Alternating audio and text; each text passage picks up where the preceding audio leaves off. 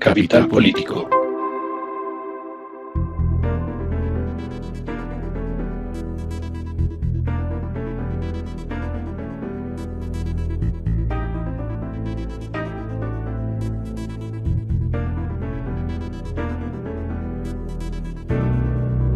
Capital Político, y ustedes bien lo saben, es un podcast que no solamente se ocupa de las noticias más importantes de Colombia, Bogotá y el mundo, también busca dar herramientas para que la gente participe en política y viva su vida política de forma informada. Es decir, es un podcast que nos permite decirles que conste. Y estamos haciendo una serie de especiales sobre los programas de gobierno de los dos candidatos que se enfilan de forma vertiginosa y al mismo tiempo siempre demasiado lenta hacia la segunda vuelta. Ellos son Rodolfo Hernández y Gustavo Petro, y nosotros estamos desglosando sus programas de gobierno para mirar cuáles son los temas cruciales y qué proponen en esos temas cruciales. Y este es, ni más ni menos, el especial sobre propuestas económicas. Para eso se encuentra con nosotros Kevin Hartman, investigador de la Universidad de Lovaina en Bélgica. Kevin, bienvenido a Capital Político, muchísimas gracias. Gracias, Santiago, por la invitación. Un honor. Kevin, ¿cómo describiría usted las propuestas económicas del programa de gobierno de Gustavo Petro? ¿Cómo describiría usted las propuestas económicas del programa de gobierno de Rodolfo Hernández? Las propuestas económicas del programa de Gustavo Petro son propuestas sin duda muy ambiciosas. Se pretende introducir una serie de políticas a partir de una transformación de la producción nacional, a partir de un recaudo extraordinario de impuestos, a partir de varias fuentes que le permitirán poner los pilares de un modelo o de una nueva forma de entender el desarrollo económico nacional. En el caso de Rodolfo Hernández es un programa económico, pues en general, también ambicioso, un programa económico que no parte de grandes transformaciones a las estructuras del modelo de desarrollo colombiano.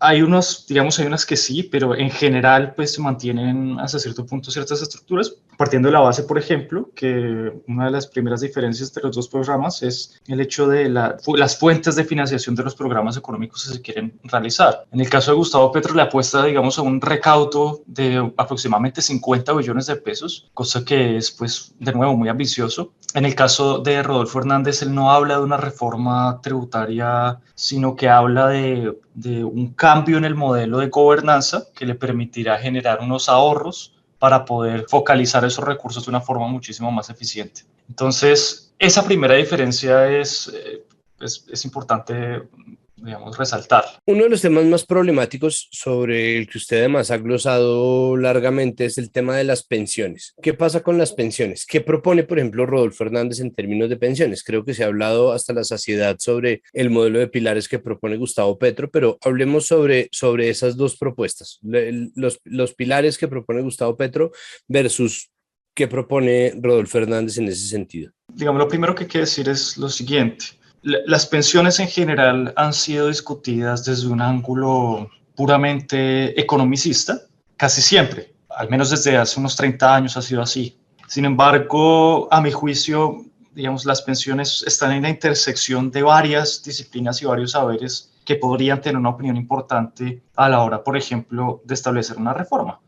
Las pensiones, digamos, también tienen que ver naturalmente con el derecho, con la sociología, con la filosofía y también, obviamente, con la economía. Pero, digamos, hay que tener en cuenta que está en la intersección de esos varios saberes y solamente tomar un ángulo puramente economicista de esa discusión puede llevar, por ejemplo, pues sí, a unas conclusiones que muy interesantes, pero pueden estar incompletas. Entonces, partamos de esa base. Lo segundo es que el tema de las pensiones esencialmente es un tema de política social, y en tanto tema de política social implica necesariamente una especie de relación directa con la manera en que se recaudan y se distribuyen los recursos. En el caso de las pensiones de vejez, que es pues el ángulo de la seguridad social más debatido y más álgido, pues es cómo redistribuimos esos recursos a través de la vida de una persona, pero que tiene la característica fundamental de ser un contrato intergeneracional. Entonces están como hay como esos dos panoramas que están todo el tiempo en tensión respecto del análisis pensional. Bueno, dicho eso, que eso suena pues a grandilocuencia académica, un poco un discurso raro,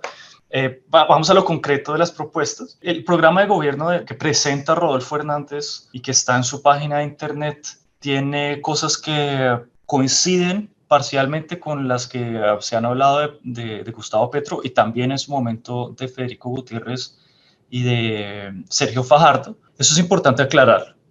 ¿Qué dice en concreto? Dice, a diferencia del programa de Petro, parece ser que el programa de Rodolfo Hernández no quiere transitar hacia un modelo de pilares tal como lo propone no solamente Petro, sino otros centros de pensamiento o que lo han propuesto a través del tiempo. Ese sistema de pilares esencialmente lo que hace es mezclar lo que tenemos hoy en día, ¿cierto? Apilar a Colpensiones y a los fondos privados de pensiones en un solo sistema. El caso de Rodolfo Hernández no parece ir en esa vía, sino parece ir en otra vía más parecida a lo que quiso proponer en su momento Federico Gutiérrez.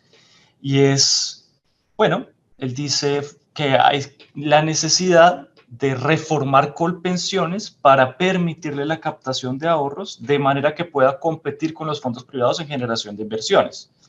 Eso esencialmente de lo que se trata es de acabar Colpensiones o de acabar el sistema que administra Colpensiones hoy en día, que se llama sistema de prima media o de reparto, ¿cierto? Y volver Colpensiones una captadora de ahorro tal como lo hace una administradora de fondos pensionales, una AFP. Eso quiere decir que parece ser que el caso de Rodolfo Hernández pues pretende es hacer que el tránsito hacia un régimen único de ahorro individual basado en el ahorro de las administradoras de fondos de pensiones pues se implemente en Colombia en los próximos años. Acabar con Colpensiones tal como lo entendemos y transformarla en una AFP. Esa es como la diferencia gigantesca que hay entre los dos programas. Ahora, hay que tener en cuenta una cosa. A esto también se le puede llamar una especie de propuesta de pilares, porque los pilares esencialmente de lo que se trata es de racionalizar y organizar los objetivos del sistema y asignarle una función de ese logro de ese objetivo a uno de los actores del sistema. Entonces, podríamos decir que el caso de Petro lo que quiere hacer es migrar a un sistema de pilares en donde el primer pilar es de reparto y los demás son de ahorro individual, mientras que en el caso de Rodolfo Hernández quiere migrar a un sistema que también se podría denominar de pilares, pero cuya base no es el reparto, sino únicamente el ahorro individual. Otro tema que usted ya había empezado a tratar y es el tema tributario de las reformas y la financiación de los planes de gobierno. ¿Qué tan cerca están los candidatos de tener una reforma tributaria estructural y progresiva? Yo creo que, digamos, ambas propuestas en general tienen ese objetivo, el objetivo de la progresividad en el recaudo, ¿cierto? Digamos, la política tributaria de los dos programas parece ser que está muy enfocada en dos cosas que son importantes. Una, la enorme evasión y elusión de impuestos y, por otro lado, pues hacer que, de cierta forma, los dos programas también hacen, de cierta forma, que las personas que con mayores ingresos tengan la necesidad de pagar pues un poco más. Si el benchmark, si el mecanismo de evaluación es qué tan progresivas son las dos reformas o si se cumplen con el principio constitucional de progresividad en el recaudo y administración tributaria, yo creo que sí, en ambos casos ocurre de esa manera. Lo que pasa es que las estrategias y el énfasis que se hace respecto al recaudo en ciertos segmentos poblacionales puede cambiar. Ambos están proponiendo modelos de desarrollo agrícola. ¿Cómo los ve usted? Rodolfo habla de darle una casa a cada persona, pero tiene un plan más extenso que esto. Hay una serie de pactos hechos o propuestos por el programa de Petro. ¿Qué papel puede jugar la tierra? ¿Será que es posible volver a una economía en donde nosotros tengamos algo de sustentabilidad alimentaria? ¿Eso es realizable en los 4 años de una presidencia ahorita mismo? Pues vea que el programa de Rodolfo Hernández, si la propuesta de Rodolfo Hernández es una serie de programitas respecto al campo colombiano, como se lo llama, y él mismo lo llama el campo colombiano, que bueno, que se insertan un poco en lo que se ha venido haciendo en los últimos 20 años, ¿cierto? Y repite fórmulas pues que son retóricamente muy atractivas, pero parecen tener poca sustancia. Entonces él habla, por ejemplo, de modernizar y formalizar el campo. Adoptar una visión estratégica para lograr el desarrollo del campo. Sí, es decir, visiones. Yo siempre he dicho que cuando hay un programa que repite mucho la palabra estratégico, es porque no es estratégico y porque está simplemente rellenando, ¿cierto? El abuso de esa palabra es tremendo. O visión, también modernizar, fortalecer. Eso, pues, sí, eso es importante, pero si no le ponen contenido, no queda sino en una especie de verso. Bueno, en el caso de Petro, pues obviamente su propuesta es también muy ambiciosa respecto al campo. Él habla de la posibilidad de hacer productivas las tierras que hoy en día no lo son, a partir de la utilización del impuesto como una herramienta de incentivo para hacer que estas personas que son pues, latifundistas puedan poner a producir su tierra. Nosotros en Colombia tenemos un gran problema y es el de saber cuánta tierra hay y quién la tiene. Y eso se hace a través del catastro multipropósito. El único programa que habla de eso es Petro. Aquí en el de Rodolfo Hernández no parece ser tan claro. Con tener ese catastro multipropósito, usted podría ver efectivamente en el mapa la forma en que los latifundios se han ido expandiendo a través de la compra de títulos de tierra que están ya sea en proceso de herencia, ¿cierto? O en su defecto, pues a través directamente del despojo. En el caso colombiano, pues que es relativamente claro ese tema. En Colombia eso, por ejemplo, no se ha discutido de forma muy profunda en el caso de los programas de gobierno. El catastro multipropósito es lo que va a ser finalmente la base para poder hacer cualquier tipo de reforma en el campo colombiano. Y ahí sí poder formalizar y modernizar y hacer todo este tipo de programas que se quieren hacer. Y el problema es que no se ha podido. Pues no se ha podido porque, bueno, el gobierno colombiano en cabeza de Juan Manuel Santos lo intentó hacer, intentó avanzar muchísimo en eso. El gobierno de Iván Duque parece que no quiso seguir avanzando en ese propósito, que es el ABC o 101 para cualquier tipo de reforma en el campo. Y ya después lo demás, y lo de la soberanía alimentaria y lo de la producción de alimentos, que en eso parecen coincidir los dos programas, de tratar de evitar las importaciones y poder poner a producir el campo colombiano pues determinadas cosas. Eso es posterior a las reformas estructurales que pasan por una redistribución de la tierra en términos no solamente jurídicos,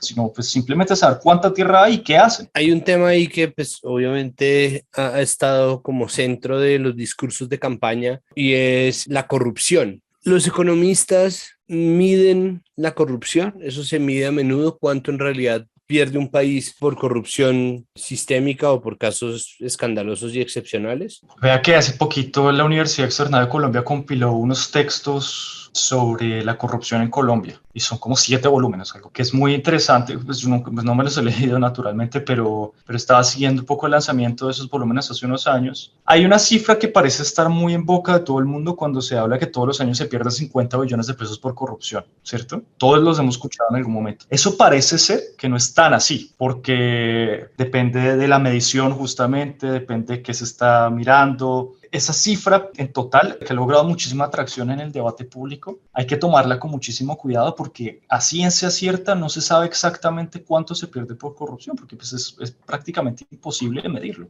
Es decir, ¿usted cómo va a agregar?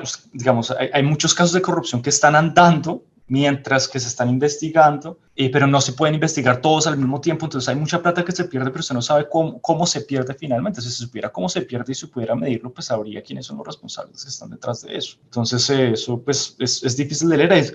Esas cifras de cuánto se pierde por corrupción son por definición muy especulativas y creo que bueno, en fin, digamos eso por un lado. Y dos, pues las dos campañas hablan de la corrupción. Sin embargo, las dos campañas tienen una cosa que me llama mucho la atención y es que parece ser que ninguna de las dos parece atacar un tema institucional muy fuerte, propone un rediseño institucional respecto de el control fiscal. El control fiscal está en cabeza de la Contraloría General de la República, se supone que es la Contraloría la encargada de hacer la investigación y todo el proceso de hacer la responsabilidad fiscal de las personas que en el ejercicio de la función pública pues desvían recursos y se los gastan en cosas o simplemente se los roban, etc. El modelo de Contraloría General de la República es un modelo que también en Colombia ha sido muy exótico. El problema es que la Contraloría a la vez es auditora y sancionadora. Y como es un órgano administrativo por naturaleza, las sanciones de la Contraloría las hacen a través de actos administrativos, no son sentencias, ¿sí? Los jueces en su jurisdicción tienen sentencias, las autoridades administrativas pues expiden actos administrativos y los actos administrativos terminan siendo apelados ante la jurisdicción administrativa, ante el Consejo de Estado,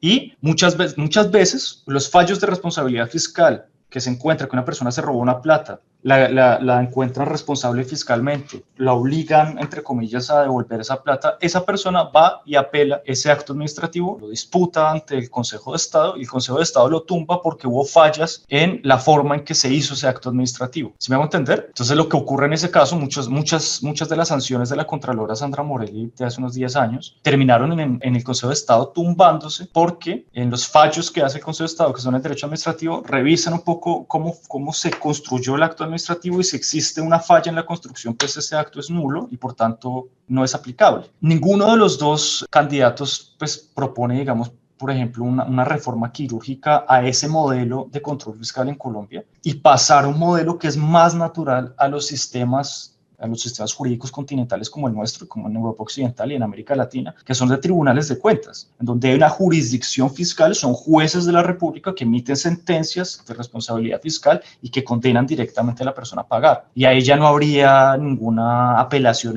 ante otra jurisdicción porque ya los jueces están en sí mismos investidos de la potestad de sancionar. Entonces, es un modelo de descentralización de control fiscal que, digamos, no existe como una especie de integración vertical del control fiscal en Colombia, porque la Contraloría General de la República va por un lado y la Contraloría de Bogotá va por otro, y la Contraloría Departamental de Cundinamarca va por otro, y tienen competencias distintas y parece que en algunos casos se contradicen entre ellas o se solapan, etcétera, y eso no hay nadie quien lo pueda controlar, porque pues llega el control general, la Contraloría General, que supuestamente tiene un control preferente sobre ciertos asuntos, y después la Contraloría Departamental dice, no, qué pena, pero usted no tiene nada que hacer acá, esto es mi competencia y yo veré cómo hago las cosas, y hacen que además las asambleas y los consejos sean los que escojan los contralores, que son los que se supone que van a estar encargados de vigilar y controlar. En fin, ese diseño institucional del control fiscal en Colombia no está en ninguna de las dos campañas y parece no estar en el debate público colombiano. Yo creo que allí, si se puede hacer esa cirugía, esa institucional y quirúrgica,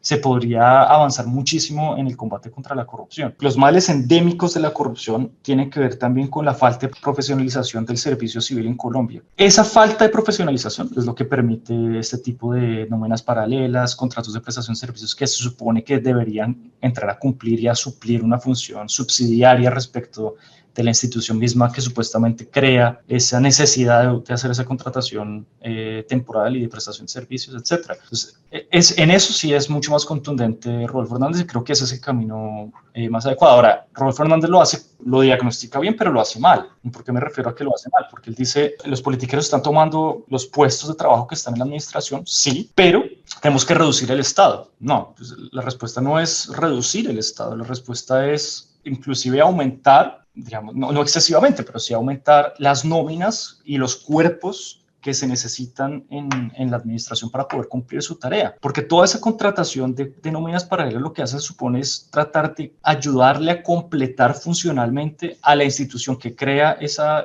necesidad, su objetivo misional. Entonces, no sé, me estoy imaginando el ICBF. Si usted tuviera un cuerpo muy sólido de quiénes son las personas que están haciendo el trabajo que haga el ICBF, ¿cierto? Y le asigne responsabilidades muy precisas en un manual de funciones que sea difícil de cambiar, etcétera, pues usted no necesitaría o no requeriría de esas nóminas paralelas para poderle completar la función a las personas que hoy en día ya están en el ICBF. Y para eso usted necesita tener de pronto necesitaría de pronto expandir los equipos al interior de esas entidades con cargos de carrera, obviamente, permanentes, para poder, digamos, sacar a estas personas de sus contratos de prestación de servicios, contratos corbata. Pero eso no se hace reduciendo el Estado, eso se hace inclusive es hasta cierto punto aumentando la burocracia colombiana, que eso obviamente no suena bien, ¿sí? Porque a nadie le gusta, todo el mundo tiene esta idea de la burocracia como algo lento, ineficiente, etcétera, que hasta cierto punto está bien ganado, pero de todas formas es necesario. Es decir, si usted hace la comparación, por ejemplo, del nivel de la cantidad de funcionarios públicos en Colombia respecto a los otros países de la OCDE, Colombia está en los últimos lugares. El Estado colombiano es muy pequeño respecto a lo que debería estar para poder ejercer su función como se supone que debería hacerlo. Y eso pasa pues porque, bueno, existen todo este tipo de incentivos perversos para no crear estas carreras administrativas largas, cerradas, con cuerpos burocráticos fuertes, etcétera. Eso además se suma que muchas veces cuando se hacen reducciones del Estado, posteriormente el siguiente gobierno termina revirtiéndolas y eso también es un gasto de plata muy bobo. Es decir, cuando decidieron volver a hacer el Ministerio de Salud y de Trabajo a partir del ministerio creado por Uribe del Bienestar Social, ¿era? De Protección Social, pues eso es otra vez generar otra nómina o al menos una ola de contrataciones por prestación de servicios. O sea, termina estando atado a una provisionalidad que es muy loca. Claro, esa idea del Ministerio de Protección Social fue una historia pues trágica, y es que una de las personas en Colombia que más sabía tanto de seguridad social en términos de salud y de pensiones era Juan Luis Londoño de la Cuesta, un economista paisa muy interesante pues, de esa época, que él muere en un accidente muy trágico, un avión se estrella y muere. Ese cargo del Ministerio de Protección Social, cuando llega Uribe a fusionarlo, estaba hecho era para él, a su medida, porque tenía la persona, digamos, una persona que tenía en la cabeza, en los dos hemisferios podía funcionar la protección social como un todo, ¿cierto? Porque él lo podía hacer. Pero cuando pues fallece esta persona muy lamentablemente, queda esa cosa en cabeza de una persona que es más médica, que experta en temas de trabajo y seguridad social en pensiones, por ejemplo, como lo fue Diego Palacio, porque obviamente el Ministerio de Salud tiene un peso mucho más importante en Colombia, o los problemas del sistema de salud de Colombia son mucho más importantes que los relativos al trabajo, a la inspección de trabajo, a la seguridad social, etc. Entonces lo que hizo fue el Ministerio de Salud tragarse el Ministerio de Trabajo, y eso el Ministerio de Protección Social efectivamente era un Ministerio de Salud, con algunas pinceladas allí de cosas de pensiones y algunas pinceladas allí de cosas de inspección de trabajo, pero era un Ministerio de Salud, y eso hizo, por ejemplo, que pues también pues hubieran pocos controles pues, realmente sólidos al funcionamiento de Colpensiones, del Instituto de Seguros Sociales en esa época, etcétera. Y solamente fue hasta el año 2011, cuando nuevamente se separan esos dos ministerios en el gobierno Santos, que le vuelven a poner atención y refundan el Instituto de Seguros Sociales en cabeza de Colpensiones, en cabeza de Mauricio Olivera, para poderlo crear como una especie de entidad eficiente, etcétera, porque eso era un problema gigantesco. Diego Palacio entregó eso con un estado de cosas inconstitucional, y el tema de las pensiones era una tragedia. El ministerio de mi planilla. Era terrible. Sí, no, no y bueno, lo de Diego Palacio, todo el escándalo de la reelección y tal, Además, claro. pero pues eso le entregó un Ministerio de Salud. Yo me acuerdo mucho, hace 10 años, la discusión era que estábamos quebrados. El presidente Santos inclusive amagó, yo no me acuerdo muy bien, Santiago, de pronto hay que revisar eso, amagó o hizo realmente un decreto de emergencia económica porque no existía, porque nos entregaron un sistema de salud totalmente quebrado, un sistema de pensiones en estado de cosas inconstitucional. Eso era un problema gigantesco, que eso fue en parte lo que le tocó hacer a Alejandro Gaviria cuando llegó al Ministerio de Salud al tercer año del gobierno Santos, a empezar a arreglar. Eso es gigante. Entonces, esos son los problemas de los recortes presupuestales y de las fusiones así como tan arbitrarias. También acuérdese de lo que pasó con el Ministerio del Interior y de Justicia, ¿no? Mezclan la política con la justicia, en el caso del gobierno Uribe. Y no me sorprendería que la fusión del Ministerio de Ambiente y Cultura también pues termine siendo lo que termina siendo es fagocitándose a la cultura, y pues termina siendo una dirección de economía naranja y ya, y el resto es Ministerio de Ambiente. Es que eso o lo contrario sería desastroso, o sea, porque pues yo amo la cultura, pero pues yo no quisiera ver a nadie del Ministerio de Cultura a cargo de las agendas ambientales que son básicamente económicas. Claro. O de las CAR, imagínese. O sea, el Ministerio de Ambiente se supone que tiene que trabajar con las CAR, y el Ministerio de Cultura usted va a poner allá un literato a contarse poesías allá en la CAR de Cundinamarca. No, eso no tiene sentido. Pero yo sí entiendo que exista como este tipo de desconfianza legítima respecto a la administración pública, ¿sí?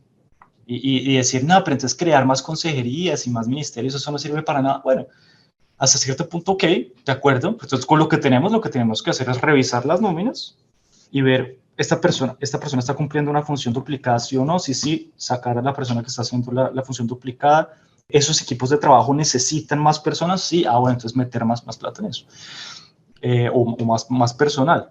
Es un poco también un reflejo muy similar de lo que ocurre con la justicia. El problema de la justicia en realidad no es un problema de cómo elegimos a los magistrados de las cortes. Eso no tiene ningún sentido, eso no arregla nada. El problema de la justicia es la ausencia de personal en los juzgados. Es decir, el 90% de la gente que acude a la administración de justicia nunca en su vida va a pisar el Palacio de Justicia. O sea, la señora que usted me presta 20.000, 200.000, 250.000 pesos, ¿cierto? Y yo no le pago.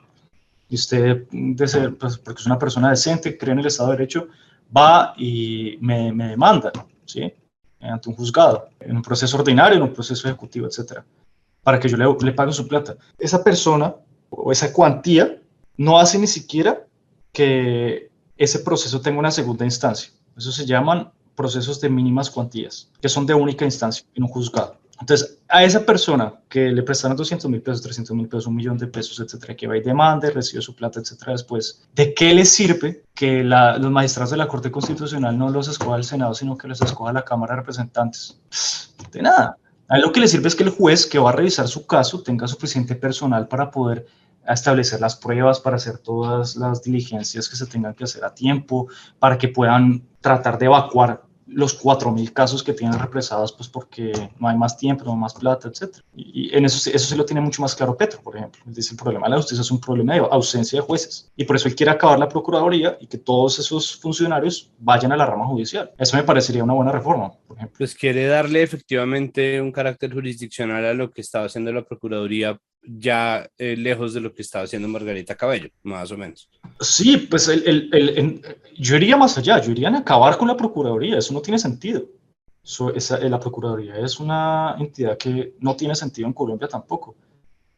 Ni siquiera es por los costos de la Procuraduría, sino porque funcionalmente su objetivo misional no lo debería asumir un tercero. Es decir, el poder de disciplinar a los funcionarios públicos se predica desde la jerarquía de la administración pública. Imagínense, el cuerpo civil del Estado usualmente está estructurado a imagen y semejanza de los cuerpos militares. Porque acuérdense que el derecho administrativo nace en el siglo XIX después de las revoluciones napoleónicas. Y para tener un Estado eficiente se entendía que la eficiencia estaba pues, relacionada con las jerarquías propias de los militares. Entonces crean un cuerpo civil francés que es muy parecido, tiene precisas tareas, jerarquías, etc. Y obviamente, pues imagínese usted, digamos, externalizar o tercerizar en una persona que nada que ver los problemas disciplinarios que pueda tener un soldado, por ejemplo, en el ejercicio de su función. ¿Se me va a entender? Entonces, no sé, soldado que llegue tarde o... Es mucho más eficiente y muchísimo más lógico que sea su superior jerárquico el que le llame la atención. ¿Se va a entender? Por faltas además disciplinarias. O sea, las faltas disciplinarias no es nada. Las faltas disciplinarias es llegar tarde al trabajo, usar la fotocopiadora para repartir volantes del bazar del barrio, no tomarse el tinto de la greca y dejar sin tinto a la gente, dañar el microondas. Esos son las faltas disciplinarias, eso no son constitutivos de delito. Y ya las faltas disciplinarias en relación a la función que usted cumple, pues es muchísimo más lógico que sea su superior jerárquico el que le llame la atención en las faltas disciplinarias que usted cometa. No un tercero que no entiende ni qué hace usted, ni por qué lo hace de esa forma, ni qué es lo que se tiene que hacer. Y es lo que hace la Procuraduría. La Procuraduría lo que hizo fue tercerizar la labor de la disciplina en la función pública en una entidad. Es una locura. O sea, eso no tiene ningún sentido. Porque además hay otra cosa que es importante tener en cuenta, Santiago. ¿Qué hacen? O sea, ¿qué tiene de similar un funcionario del Ministerio de Cultura con un funcionario del Ministerio de Educación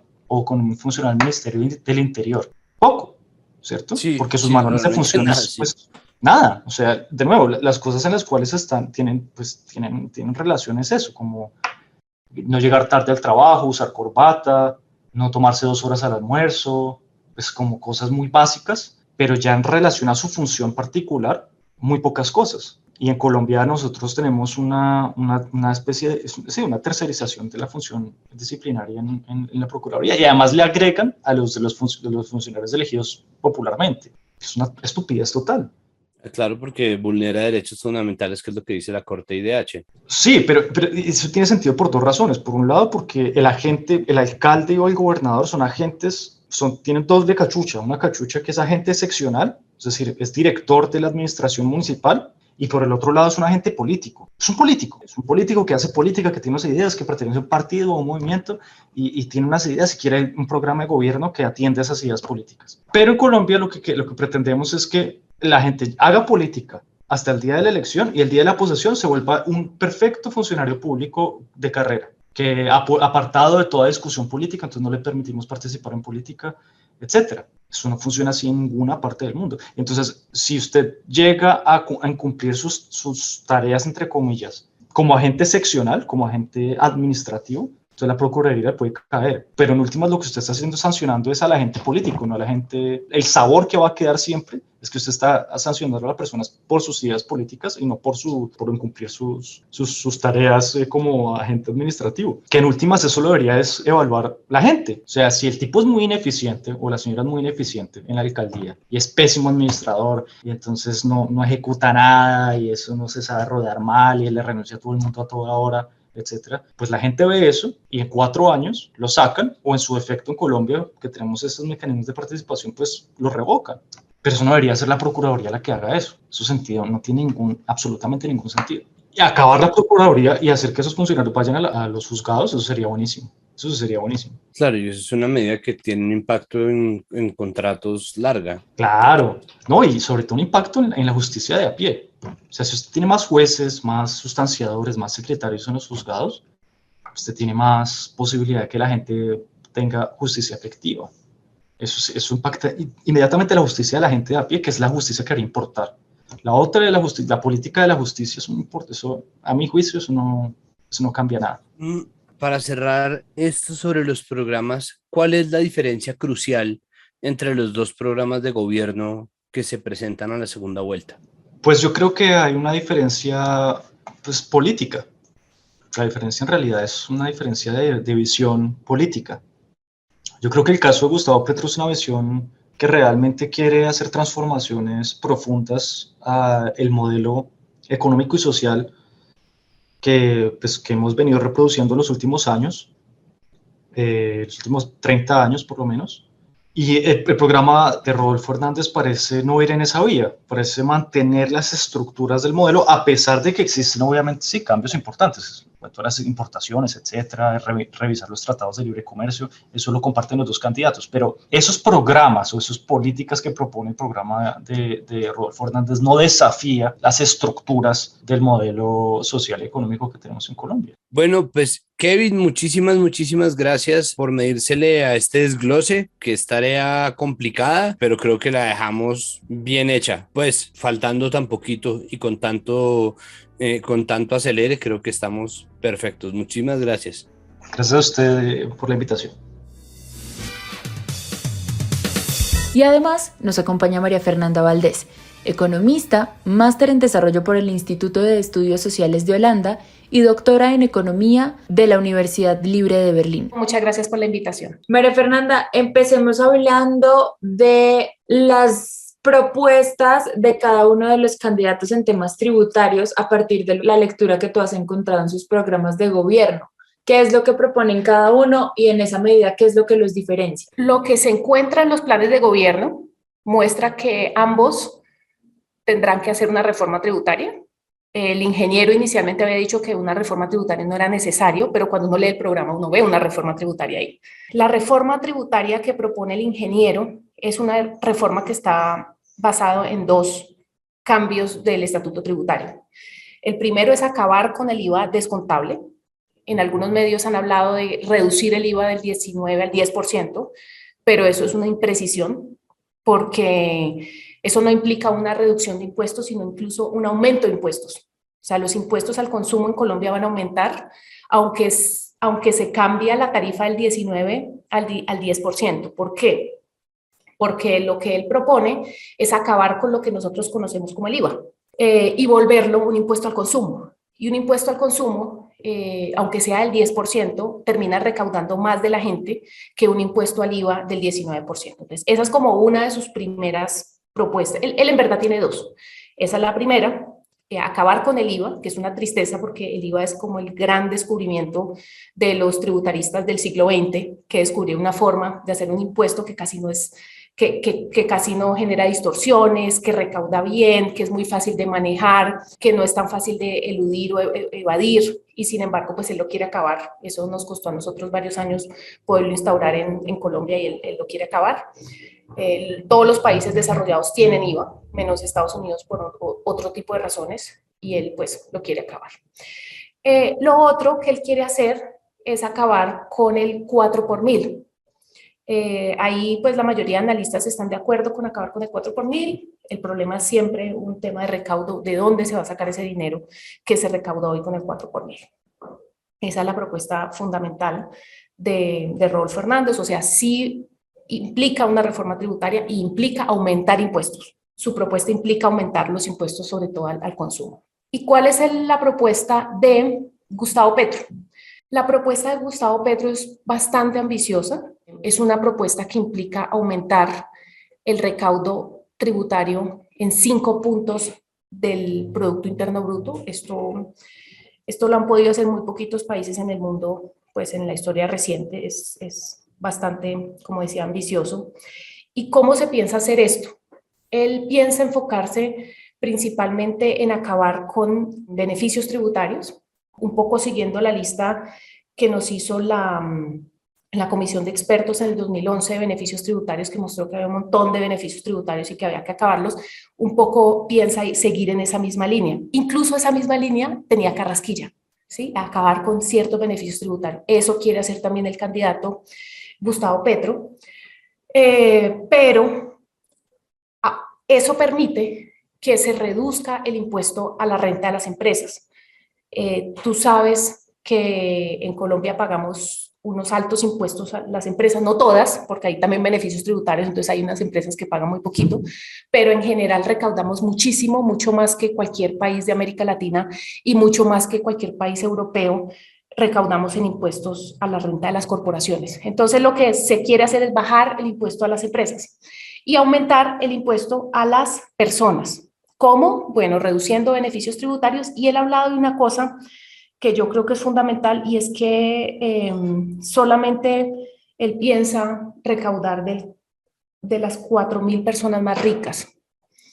¿Por qué 4.000 personas? Porque eso es más o menos, los estudios lo que muestran es que el 0,01% más rico en Colombia son 4.000 personas. Entonces yo creo que él lo ha dicho así como para que la gente lo entienda mucho más claro, porque es muy fácil, es muy difícil entender qué es el 0,01% más rico, pero es muy fácil entender que son 4.000 personas y que tú seguramente no serás parte de esas 4.000 personas, ¿sí? Que esas 4.000 personas, gente que la mayoría de nosotros ni conocemos, ¿sí? Entonces, esa es como su propuesta. No piensa tocar el IVA, aparte de hacerle algunas reformas para luchar contra la evasión, no piensa tocar el IVA, piensa volver a instalar el impuesto al patrimonio, que el impuesto al patrimonio se había acabado, lo tenemos en Colombia prácticamente desde 1923 y la reforma tributaria pasada no lo extendió, entonces se acabó. Entonces él piensa volverlo a sacar. Eso es más o menos la comparación. Ambas implican mayor recaudo. Yo diría que la propuesta de Gustavo Petro implica mucho más recaudo, ¿sí? Implica volver al Estado mucho, mucho más fuerte. La propuesta de Gustavo Petro implica que todo ese recaudo va a venir sobre todo de las personas más ricas. La propuesta del ingeniero Hernández implica que todo ese recaudo va a venir sobre todo del consumo de las personas posiblemente más pobres y las mujeres. María Fernanda, quisiera que ahora habláramos desde tu perspectiva cuáles son las grandes omisiones de los proyectos o de las propuestas de cada uno de los candidatos. Digamos que la agenda económica es una de las que más preocupa a la gente y tiene todo el sentido, pero además es una de las agendas un poco más tergiversadas, ¿no? Y se hablaba un poco del miedo a la expropiación y de perder las cosas, ¿no? Que son tergiversar un montón de propuestas, mala información, cadenas de WhatsApp mentirosas, pero en esta línea de tratar de entender, y nuestro ejercicio es, por supuesto, sobre todo pedagógico, ¿cuáles son las grandes omisiones de los programas de gobierno de los candidatos? Sí, bueno, en el caso del ingeniero yo veo que hay dos omisiones. La primera es que se habla de acabar con el 4 por mil, pero nunca se dice qué va a hacer entonces el señor para recuperar esos ingresos, ¿no? Que son bastante altos en Colombia. Aquí no tengo la cifra. Y lo otro es que el señor entra en una contradicción. Su programa de gobierno dice que va a recaudar más de lo que él llama el nuevo impuesto al consumo, ¿sí? Que va a recaudar más dinero. Y eso dice que va a recaudar más dinero porque todos los bienes prácticamente van a entrar dentro de ese nuevo impuesto, ¿ya? Pero por otro lado, él se compromete a no tocar los bienes de la canasta familiar, un poco para evitar lo que pasó con Carrasquilla y todo el estallido. Entonces él se compromete que eso no lo va a tocar. Pero ahí hay una gran contradicción, porque si él no lo toca, y eso lo muestra, precisamente él tiene un ejemplo en su programa, y ahí queda muy claro de que si él no lo toca, pues no va a recaudar más. Entonces él va a terminar o no cumpliendo con algunas de esas dos, o sí va a tener que gravar la canasta familiar, o no va a poder recaudar todo lo que dice que va a recaudar. Entonces ahí hay como una gran contradicción, y eso pues yo creo que eventualmente va a quedar evidente si es que quiere recaudar más. Y por el lado de la campaña de Petro, de la propuesta de Petro, él ha hablado de esas 4.000 personas que él sobre todo va a grabar a 4.000 personas, sobre todo para, como decíamos, para que la gente no piense que lo van a grabar a él, sino que uno dice 4.000 personas, pues es otra gente. Pero no queda tampoco muy claro cómo se van a grabar solamente esas 4.000 personas más ricas, ¿sí? Eso no queda claro en la propuesta. Queda claro que esa es su intención, pero todavía no queda claro cómo se va a lograr algo así, ¿sí? Yo creo que esas son como las dos grandes omisiones del tema. Quien sea que termine siendo el presidente se enfrenta a un país deteriorado económicamente, ¿no? Desde el Estado y tanto en las carteras individuales de las personas. ¿Cuál crees tú que es un poco el mayor reto al que se enfrenta el próximo presidente? Que si bien no es, todos pueden prometer grabar o no grabar, o pueden firmar sobre mármol que no van a haber más impuestos, pero al final las dinámicas cuando suben al poder son totalmente distintas. ¿Cuál crees tú que es el reto más grande de cada uno de los candidatos, sobre todo para tratar de proteger la vida digna de las personas, ¿no? Al menos de garantizar alimentación, que fue uno de los huecos más grandes en esta pandemia? ¿Cuál crees tú que puede ser un primer paso? Mira, yo creo que el gran reto para ambos candidatos en materia económica es que van a llegar y se van a encontrar con unas arcas muy deterioradas, ¿sí? Ellos piensan que pueden hacer muchas cosas, y la verdad es que buena parte, un 40, un 50% de todo el recaudo tributario del país se va para pagar deuda, el servicio a la deuda, ¿sí? Entonces ellos la maniobra que tienen, el espacio de maniobra es muy, muy limitado, y ellos se van a dar cuenta eso cuando lleguen a gobernar. Bueno, entonces, ¿qué deberían hacer ahí? Bueno, uno diría pues un ajuste, ¿sí? Pero el problema que se van a encontrar es que además tienen una situación social también muy deteriorada. Sabemos que el 25% de los colombianos no comen 3 comidas al día. Y entonces, ¿cómo van a hacer un ajuste fiscal? Por ejemplo, como se propone, reduciendo el gasto, cuando el 25% de la gente no está comiendo bien, ¿sí? Entonces no se puede, y eso es un gran desafío, que yo creo que eso se puede solucionar por el lado tributario. Recaudando más es la única forma que eso se puede. Además, si le metemos además el tema de la inflación, es la única forma, una reforma tributaria progresiva, es la única forma en donde todos estos problemas se pueden solucionar al mismo tiempo. Se puede gastar más, pero no implica más inflación. Se puede gastar más, pero no implica seguir aumentando el déficit y no nos pone en una situación riesgosa financiera y de finanzas públicas. Entonces, esa es como la solución al problema, y ese es el gran desafío.